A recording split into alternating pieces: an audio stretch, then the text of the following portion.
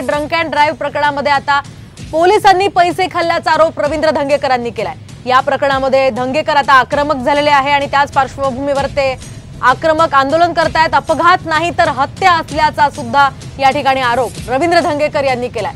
तर तिकडे शरद पवार गटाचं सुद्धा आंदोलन सुरू आहे। पुणे ड्रंक अँड ड्राईव्ह प्रकरणामध्ये पोलिसांनी पैसे खाल्ल्याचा हा गंभीर आरोप रवींद्र धंगेकरांनी केलाय। तर या प्रकरणाविरोधात धंगेकरांनी पोलीस आयुक्त कार्यालयामध्ये ठिय्या आंदोलन केलंय। पुण्याच्या या प्रकरणावरून धंगेकर आक्रमक झाल्याचं पाहायला मिळतंय।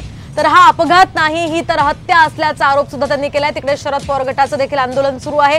याच प्रकरणाच्या निषेधार्थ शरद पवार गट आंदोलन करतोय। आपण पाहतोय हातात फलक घेऊन जाहीर निषेध या संपूर्ण प्रकरणाचा करण्यात येतोय। तर तिकडे धंगेकरांचं सुद्धा ठिय्या आंदोलन सुरू आहे। त्यांनी पोलिसांनी पैसे घेतल्याचा गंभीर स्वरूपाचा आरोप केलेला आहे। चालतात हे फक्त पहिले बेकायदेशीर आहेत। एक्साईजची लोक तिकडे जात नाहीत, महानगरपालिकेची लोक जात नाही। मग पोलीस अधिकारी, पोलीस कमिशनर त्याची नियमावली करताना काही बघतात का नाही, आणि बघत नसेल तर याच्यामध्ये प्रचंडमध्ये पैसा हा कमिशनर ऑफिसपर्यंत पोहोचतो, हे माझं मत आहे आणि ते मत खरं आहे।